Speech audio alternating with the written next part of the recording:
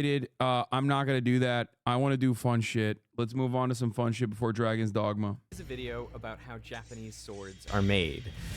Swords that are strong enough and sharp enough to slice a bullet in half. The access we got for this video is incredible.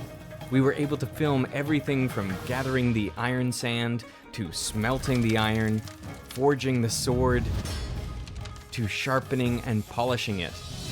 They even let us use it. That is so cool! Oh, dude. The method of making these swords has remained virtually unchanged for Dude, I've done all that. I'm just saying. hundreds of years, with everything done by hand. They are still considered to be among the best in the world. The Japanese made a weapon that was the absolute pinnacle for their style of warfare and the materials they had at hand. These swords are held in such high regard that one from the 16th century has been appraised at $105 million, making it the most expensive sword ever built. That's so sick. God, I love Japan so In the much. Oh my Shimane God. province of Japan, there is a smelter that is lit for only one night each year, where steel is made in the same way it was 1,300 years ago. It's known as the Tatara method, and Bro, it's $150 million because it automatically gives you plus 10 intelligence, plus 20 dexterity, plus 40 strength. It's literally maxed out. It's actually taken out of the rotation because it's so OP. It's broken. They had to literally nerf it. only steel made in this way ends up in the very best Japanese swords. And we were invited to come film it. Just after 9 a.m., the ceremonial prayers are said and the fire is lit by a Shinto priest. Everyone that will be working the smelter will be here for at least the next 24 hours. That includes Veritasium producer Peter. I'm committed. We're gonna do this. You hate to see other people live your dreams like this, though. Like, actually. But, you know, that's my fault, I guess, for having such ridiculous dreams rather than dreaming about the top of the hour ad break coming and going without me recognizing it. Now, of course, if you are subscribed for $5 or for free, then let me tell you, it won't be a dream. It'll be a reality. Because at the top of the hour, there is a 3-minute ad break. And I dream of a future where everyone is subscribed for $5 or for free or by getting gifted a sub so they no longer have to see the top of the hour ad break. Here's the 3-minute ad break now. It's gonna be fun. Sword making in Japan goes back about 3,000 years, but in those days, swords were made out of bronze. We're not sure how people first learned to smelt metal, but it was likely related to pottery. In that you were using these rocky ores to make glazes and such for pottery under very controlled atmospheres, and then maybe the potters found metallic beads in the bottom of the furnaces that they were firing at. This possibly gave them the idea. Bronze was discovered before steel because it's an alloy of copper and usually tin, both metals with low enough melting points that they can be smelted in regular pottery kilns. The problem with bronze is that although it can be sharpened, it's too soft to hold an edge for long. So Japanese sword makers shifted to steel 1,200 years ago in the Heian period. This Your katana posture was dope as fuck, though. Literal samurai. Come on, dude. I did not do 9/11. Okay? Please stop. is what most people would recognize as a Japanese sword. It's made of steel with a curved blade. Steel is an alloy of iron, the fourth most common element in Earth's crust. The oceans of the world used to be rich with dissolved iron. But 2.5 billion years ago, cyanobacteria started photosynthesizing and creating oxygen. The iron reacted with that oxygen, precipitating out of solution to be deposited at the bottom of the ocean. Incidentally, the cyanobacteria were poisoned by the oxygen that they themselves produced, So it's thought that when levels got high enough, they died off.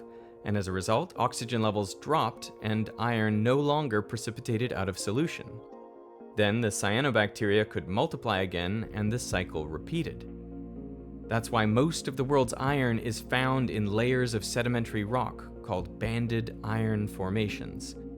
Each layer of iron was formed during a global flourishing of cyanobacteria that infused the ocean with oxygen. Yo, come on, man.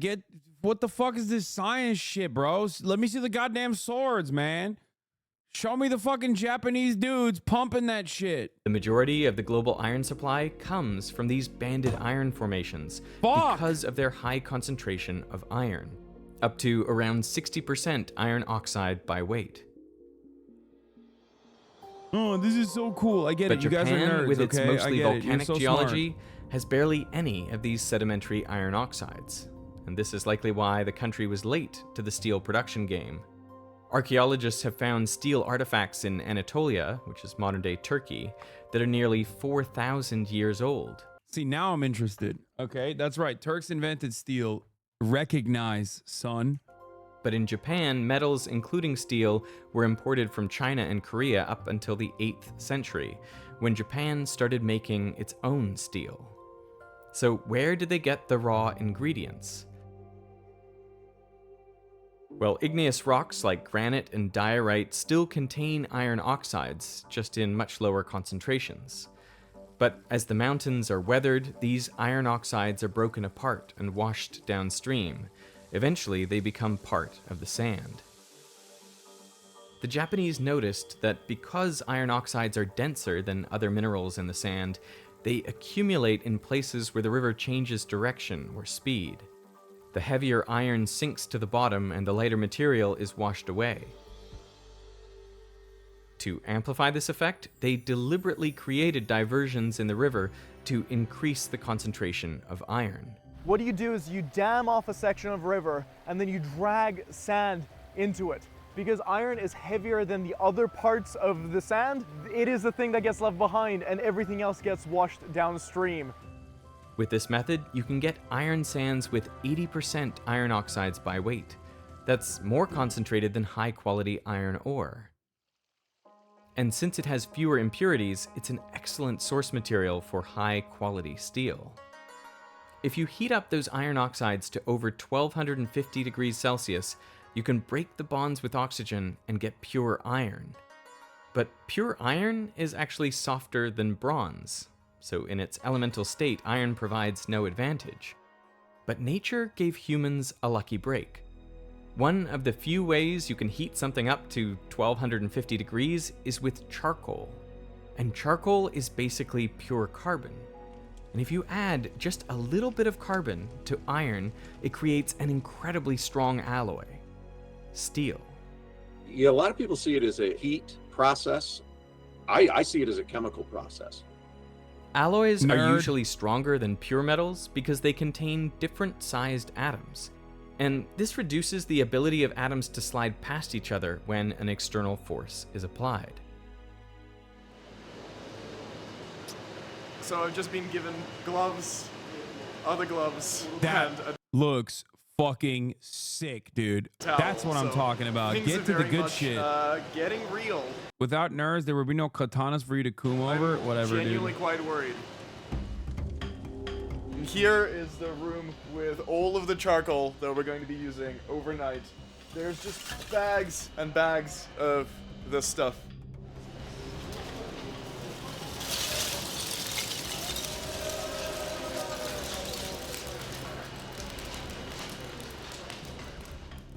There's a Buddha saying, before enlightenment, chop wood, carry water. After enlightenment, chop wood, carry water. I'm here? Okay. So we're lining up on the four corners, I guess?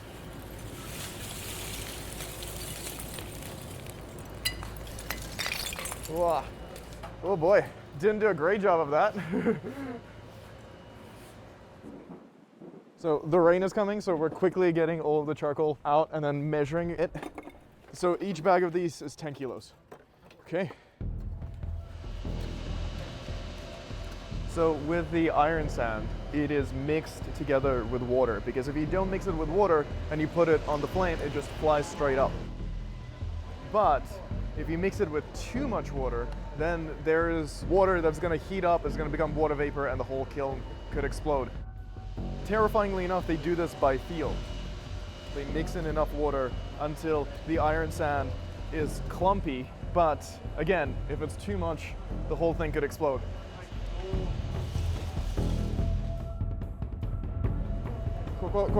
Hi. This is how you know Japan fell off. You know before they never let white boys touch any part of that process. Agreed. Japanese economy in the dumps, dude. They're like, please, we have too much deflation. Please, white boy, come save us. Show us the way. Okay, put some iron in. Weebs single-handedly are keeping the Japanese economy alive. I am certain of. And I say this as a weeb myself, and it is my honor to keep the Japans alive.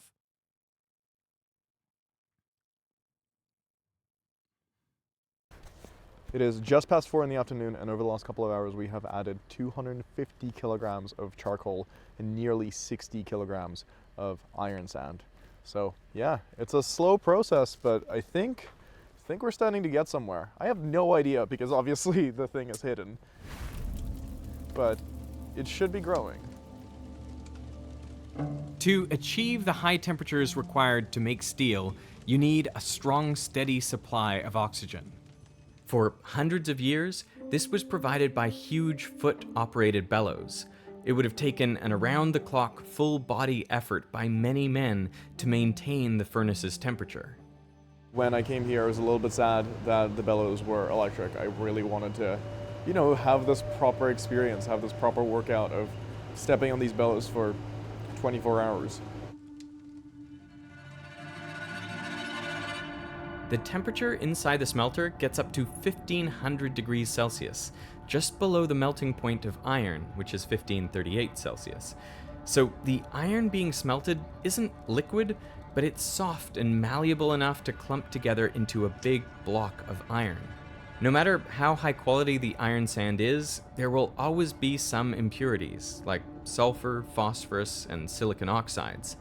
They combine with carbon from the charcoal and melt at a lower temperature than iron, so they become liquid and flow to the bottom. This is known as slag. After many more hours of adding charcoal and iron sand, it is time for the first removal of the slag. Before the first removal of slag, another prayer is said. Oh, that's insane. You bloody slag. Work, you fucking slags.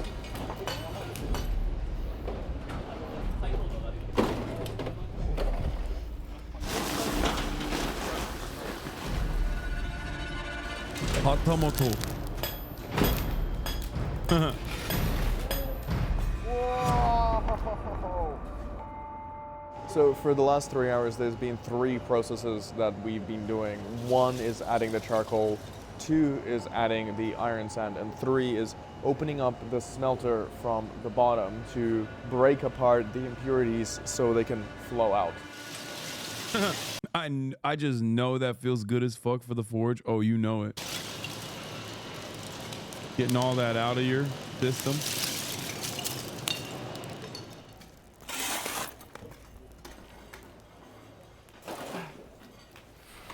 Look at this white boy learning the value of a yen. You know what I mean?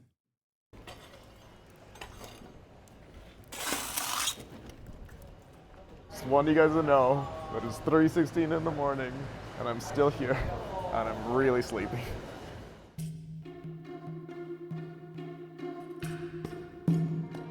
So it's currently 6 o'clock in the morning the next day. We've been smelting for 21 hours. I'm exhausted, but the sun is about to come out and it's been pretty amazing. I gotta be honest. We gotta close these doors really quick before they get mad at me.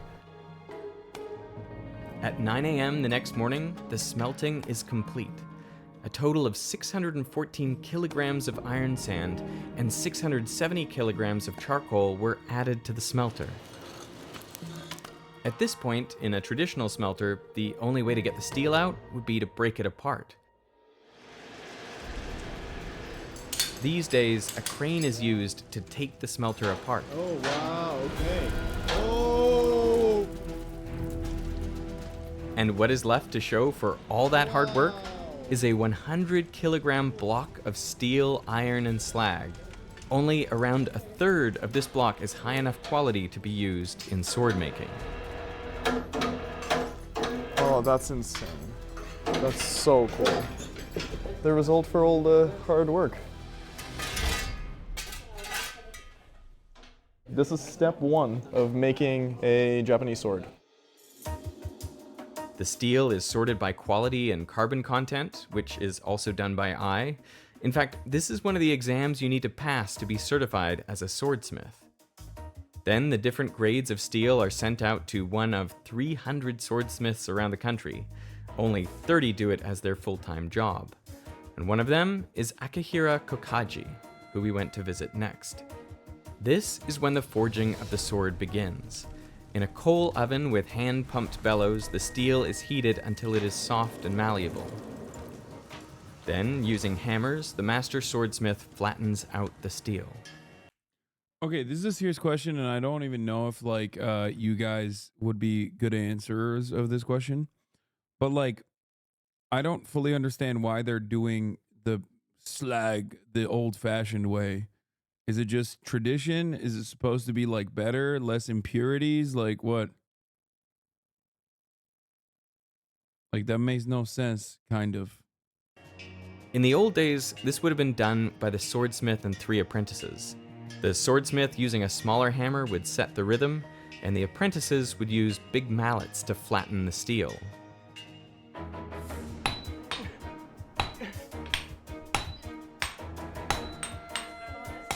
Whew. That was terrifying. These days, electric hammers are used.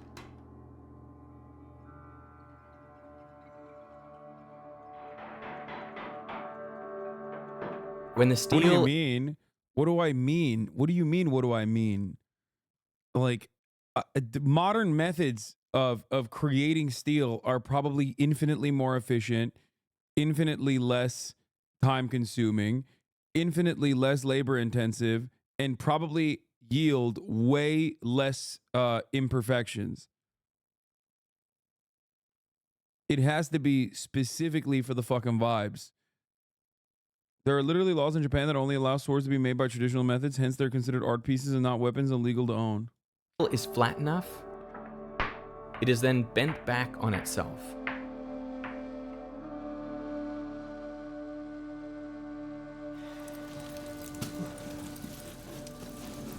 And it is then hammered again to press the steel back together into a solid block.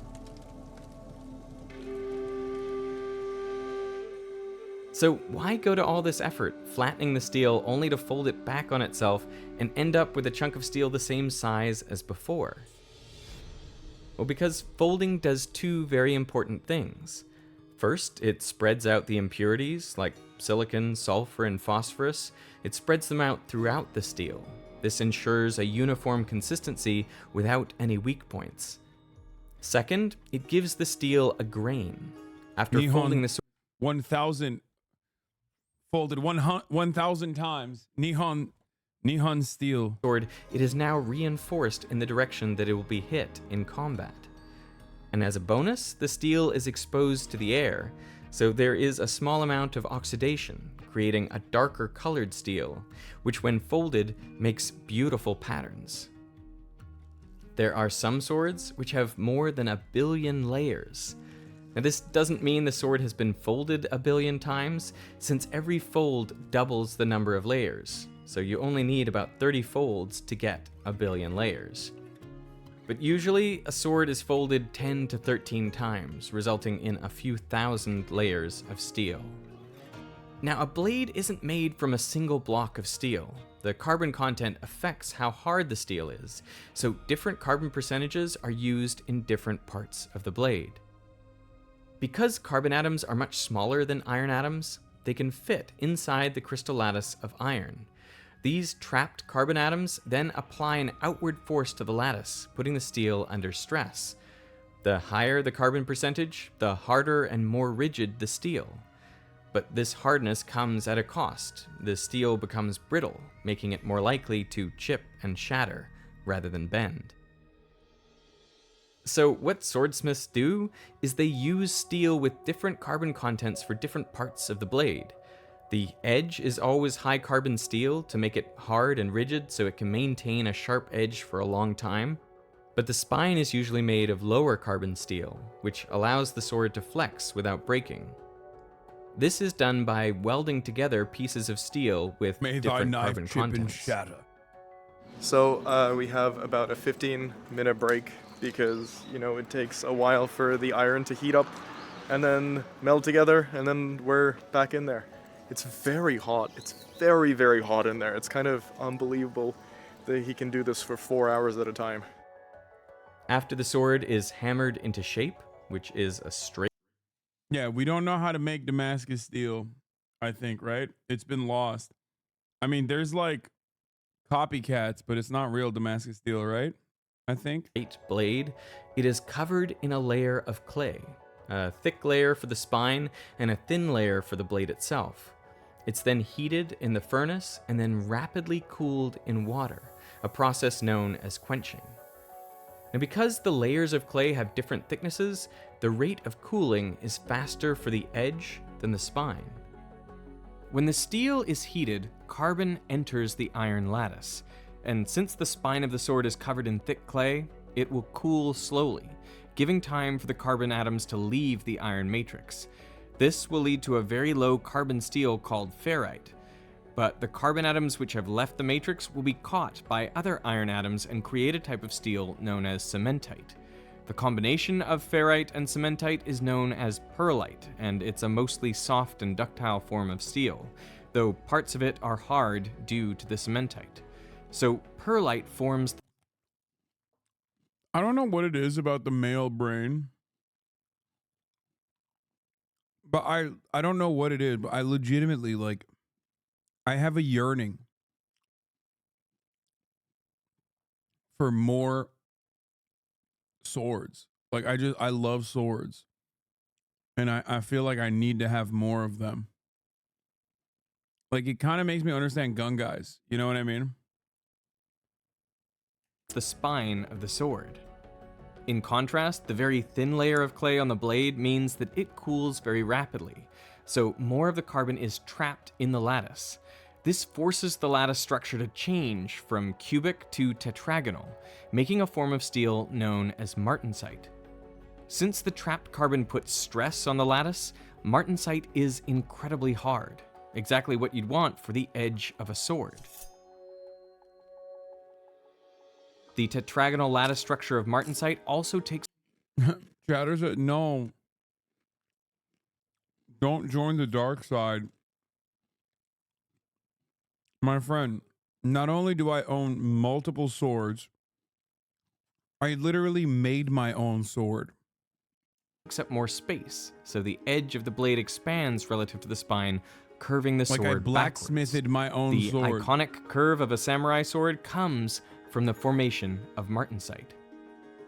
You can actually see the boundary between different types of steel in a finished sword by the difference in color.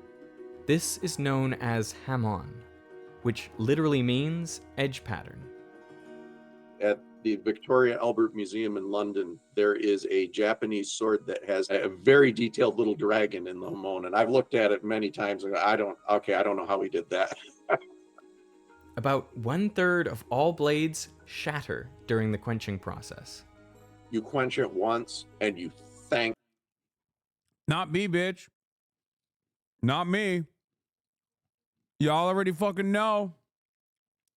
You saw my ass hit that fucking quench. The stars that you made it.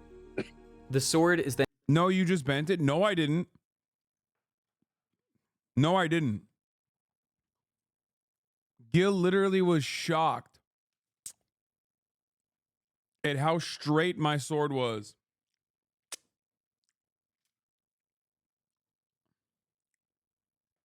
You literally did? No, dude, you're misremembering. I think you're confusing me with what Will did.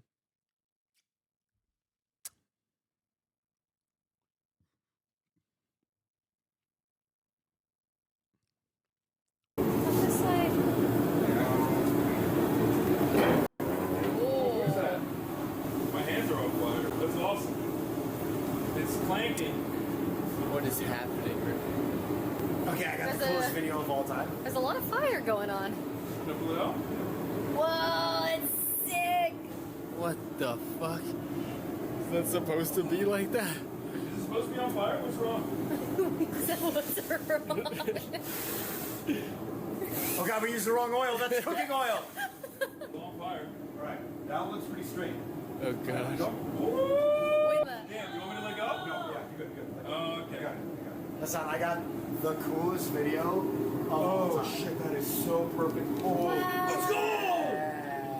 Take a look. This side. He literally said, that is the shittest sword. I was not expecting it. Then placed back in the forge to evaporate any remaining water. This also provides a little bit of energy to loosen some of the crystal structures, making the sword less brittle. And that's about the extent of the tempering process on a Japanese sword, which that might be enough to relax things a bit, but they kept the edge much harder than you would have in the West. After the sword is forged, it is sent to a polisher. The polishing and sharpening of a sword is also done by hand, with whetstones of different coarsenesses. It can take a month to sharpen and polish a single sword. One of the things that I love is that this table is sloping down and the entire floor over there is sloping down. So when you add the water, all of the residue and all the water, flows downhill. So it's not perfectly flat. Sometimes the swords are also engraved with beautiful patterns, though this is quite rare. And after all that, the sword is done. To learn how to use a Japanese sword, Peter got a lesson from a master, Takara Takanashi. He is the 10th generation student of Miyamoto Musashi, a legendary samurai. Musashi killed his first opponent in single combat at the age of 13. Awesome. He spent the rest of his life perfecting his sword fighting, inventing That's so a new sick. technique with 2 swords. Yo! Musashi- This is the guy that came before Zoro, bro. Dude, he invented dual wielding. He fought in more than 60 duels to the death, and he won every last one of them. There is a story about a duel that took place during a snowstorm. That's always funny to think about, I've talked about this before, the first guy to invent flanking just cooked so hard. So much shit that we take for granted now and the science of warfare, someone invented it. And the first guy that did it, everyone was like, that is the most insane thing that I've ever fucking seen in my life. This guy, he's too powerful. Some guy was like, why don't we just go around them? Same with the guy with the 2 swords. Everyone was like, what the fuck? Nobody thought about having 2 swords? As he faced his opponent, katana outstretched, Musashi was so calm and kept his sword so still that snowflakes began to accumulate on the thin edge of the blade. So during the lesson, I thought I would get to use a katana, but instead we spent the entire time learning how to take the blade out of its sheath and then put it back in. So Yeah. when I actually got the chance to use a katana to slice through some things, I was deeply unprepared.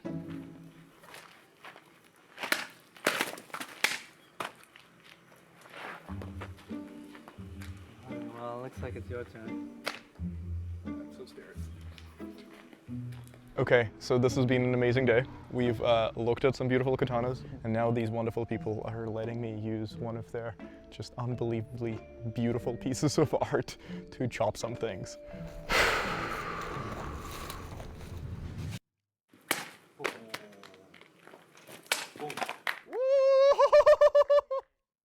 Like, this is kind of the best day ever.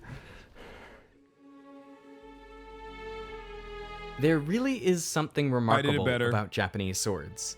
The My amount form of was care, better. attention, and expertise that each step requires, from the gathering and refining of the iron sand, to the smelting, to the forging and sharpening a sword, each step takes so much time and skill. He didn't flick it. Disgraceful. He literally just put it, he whipped it like a baseball bat. He didn't flick it.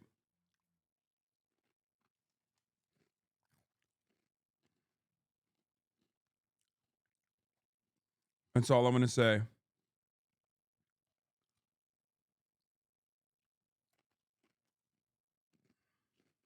It's incredible that all these things were discovered by trial and error to produce artifacts of such high quality that they are still prized centuries later.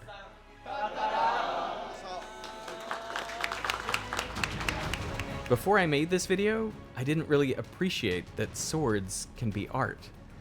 To me, it's a good reminder that whatever you do, you should do it with deep care, attention to detail, and love for the craft.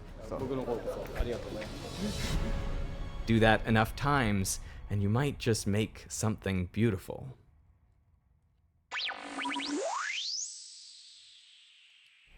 Hey, this part of the video was brought to you by Hasan Shaving. Arigatou gozaimasu.